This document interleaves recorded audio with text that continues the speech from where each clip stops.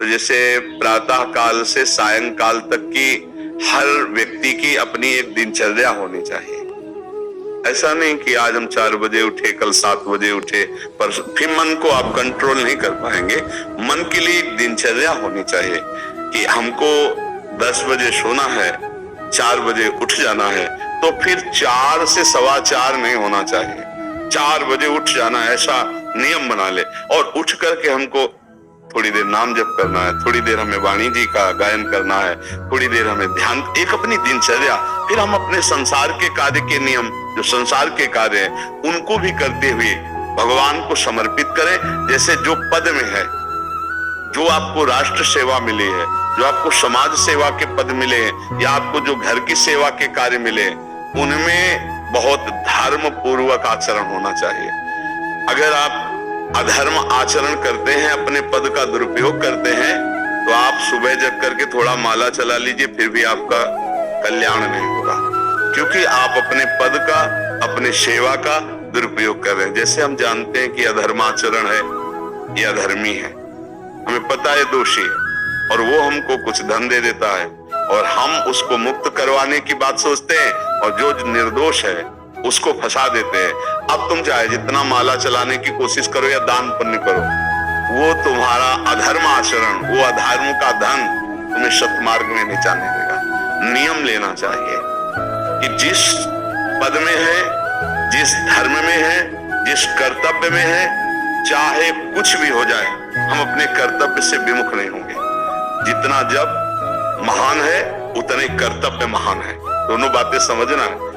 जब माला फेरा और इसके बाद बेईमानी, अधर्माचरण, इनका कोई नियम नहीं है कि हमें कैसे चलना है, तो वो माला काम नहीं कर पाएगा, क्योंकि उसका तभी सत्य भाव माना जाएगा माला जपला जब धर्माचरण है। धर्माचरण नियम से, बोले वो बड़े कट्टर नियम वाले हैं, उनको घूस नहीं, आप उनको भयभीत करके नहीं काम करवा सकते, प्रलोभन में काम नहीं करा सकते। ये हमारी गृहस्थी है ना, तो गृहस्थी के पालन के लिए धन चाहिए, और धन के लिए हम धर्म को आगे रखें, धन को नहीं।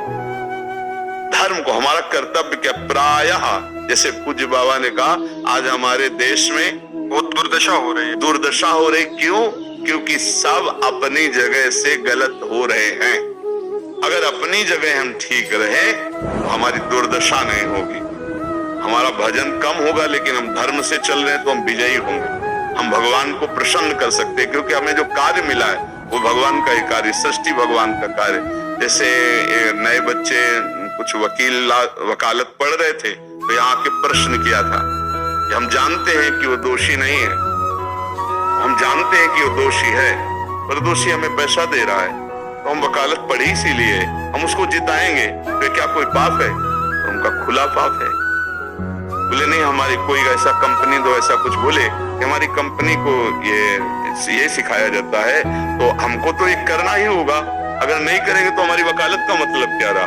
तो नहीं, वकालत का मतलब अधर्मी को मुक्त करवाना नहीं है, वकालत का मतलब अधर्मी के सबूत एकत्रित करके उसको दंड दिलवाना है, और धर्मात्मा को मुक्त करवाना है। अब इसके लिए आपके पास अर्थव्यवस्था अगर कमजोर भी है, तो धर्म व्यवस्था आपकी पूरी है।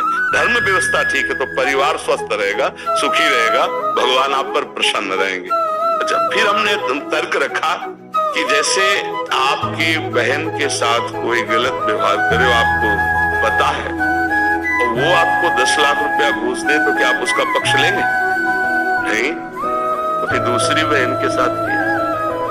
अब यहाँ विचार करना है ना, अपने भाई का अगर कत्ल किए हो, मुझे पता हो कि ये दोषी है, तो क्या हम पैसे से उसको मुक्त करने देंगे? लगेगा कि जान की बाजी लगा देंगे तुम्हें हम। ऐसे ही एक गरीब आदमी की किसी ने हत्या की, तो आपका पक्ष बनता है, पर ये ज्ञान कहाँ मिलेगा? बिना अध्यात्म के ज्ञान तो मिलेगा नहीं। ज्ञान तो इस बात का मिला कि कैसे पैसा कमाया जाए। अच्छा, वो पैसा यदि अधर्म से आया है तो आपकी दुर्दशा कर देगा, आपकी बुद्धि भ्रष्ट कर देगा। तो जो बाबा कह रहे हैं कि आज हमारे समाज की बड़ी दुर्दशा हो रही, उसका कारण यही है कि हमें अध्यात्म का ज्ञान नहीं, हमें धर्म का ज्ञान नहीं, और बड़ी बड़ी गलतियां हो जाती है। बिल्कुल पता है आदमी निर्दोष है, और हम धन के प्रभाव से उसको दंड दे देते हैं। वो दंडा भगवान जब आपको पलट कर देंगे तो आप सह नहीं पाओगे, उसका परिणाम बहुत बुरा होता है। तो इसलिए समाज को चाहिए अपने अपने कर्तव्य का पालन करते हुए एक नियमावली बना ले। जैसे कुछ दुकानों का नियम होता है कि वहां फिक्स रेट होता है, नहीं होता, वहां ये नहीं चलेगा कि कसम से कहते हैं कि तुम्हें हम अपना जान करके कि 100 रुपया मीटर ये मिला है, हम बिल्कुल मुनाफा नहीं ले रहे। ये झूठ क्यों बोल रहे हो? दुकान खोले मुनाफा के लिए, झूठ क्यों बोल रहे हो? नहीं लेंगे मुनाफा, हम जितने का लाए उससे मुनाफा लेंगे, पर 120 रुपया मीटर देंगे, कपड़ा बढ़िया है, नाप फिट है, इससे नीचे नहीं उतरेंगे, हमें सफाई देने की जरूरत नहीं है, या हम कसम खाते हैं या ऐसा जानते हो ये बिजली है, दुकान है, नौकर लगे हैं, तो इसका मुनाफा लेने के लिए दुकान खोले, कोई दान करने के लिए तो नहीं। तो सबको पता है मुनाफा लेगा, लेकिन एक फिक्स दाम, उसे 10-20 रुपया का मुनाफा लेकर के हम उसको बेच रहे। लेकिन झूठ क्यों बोले? झूठ के बिना धंधा नहीं चलता, नहीं, ऐसा नहीं है। अब असत्य बोलोगे तो उससे जो आपको मुनाफा मिलेगा वो आपकी बुद्धि भ्रष्ट करेगा, और सत्य है कि मुनाफा के लिए वही चीज और आप एक फिक्स रेट में दे रहे हैं, बढ़िया है। अब अगर आप कोई मिलावट करके भोजन सामग्री दे रहे हैं, आपको पता है जो खाने वाले के हृदय में बैठे हुए भगवान है तुम्हारे जीवन में मिलावट कर देंगे, तुम्हारा जीवन महान दुखमय हो जाए। ये कहां समझा जाता है? एक आदमी सिंथेटिक दूध बना रहा है, उससे कहो ये अपने बच्चे को पिला, नहीं पिलाएगा। फिर ये दूसरे का बच्चा जब पिएगा तो उसकी हालत क्या होगी? दूसरे शरीर में जाएगा तो हालत क्या होगी? वो केवल धन की बुद्धि रखता है। एक आदमी घी में केमिकल मिला रहा है, एक ऐसे अभक्ष पदार्थ मिला है, वो स्वयं नहीं खाएगा, लेकिन वो होटलों में भेजा जाएगा, हजारों लाखों लोग खाएंगे, बीमारी बढ़ेगी, उसको रुपया से मतलब है। ये चीज, ये दुर्दशा हर जगह धर्म का ज्ञान न होने के कारण फैल रही, नहीं फैल रही। एक मरीज बीमार है, असली दवाओं में पैसे ज्यादा है, नकली दवा लेकर के असली के दाम में बेच देना, उसको बिल्कुल फायदा ना होना, लेकिन परमात्मा देख रहा है। तुम जानते हो नकली दवा है, वो तो नहीं जानता बेचारा, ज्यादा पढ़े लिखे नहीं, किसान आदमी गांव का आया है, तुमने दे दिया और उसने पैसा दिया असली के। अब वो पैसा तुम्हारी बुद्धि भ्रष्ट करेगा, तुम्हारे परिवार में कलह पैदा करेगा और तुम्हारा पतन कर देगा। ऐसे हर डिपार्टमेंट में, हर विषय में यदि हम अपने धर्म से चले, अपने सत्य से चले, और थोड़ा भी भजन होगा वो आपको उत्तम गति प्रदान करेगा। पर ऐसा कहाँ समझ में आ रहा? अध्यात्म के बिना भला ऐसा समझ में आएगा? तो इसीलिए कह रहे हैं हमारे देश की दुर्दशा हो गई। पूर्वजों में पहले ये था कि हमारा धर्म नहीं जाना चाहिए चाहे प्राण चले जाए, हमारा चरित्र नहीं जाना चाहिए चाहे सर्वस्व नष्ट हो जाए। आज इसकी कोई परवाह नहीं, तो उसी से बुद्धि भ्रष्ट हो जाती है, जीवन एक पशुवत आचरण वाला हो जाता है, और वो अपने को बड़ा सुखी समझने लगते हैं कि हमारे पास बड़ा वैभव है।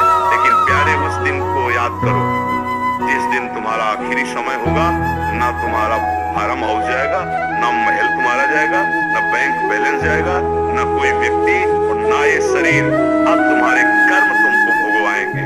उस समय की कौन याद करता है? अगर उस समय की याद हो तो भय लग जाए कि नहीं, पाप नहीं करूंगा, क्योंकि जाना है यहाँ से। अच्छा, कब जाना है कुछ पता लगे, किसी भी समय ट्रांसफर हो सकता है इस शरीर से। तो हमें लगता है कि महापुरुषों के जो वचन है कि हमें एक नियम से जीवन जीना चाहिए, धर्म पूर्वक जीवन जीना चाहिए, अपने कर्तव्य का पालन करना चाहिए।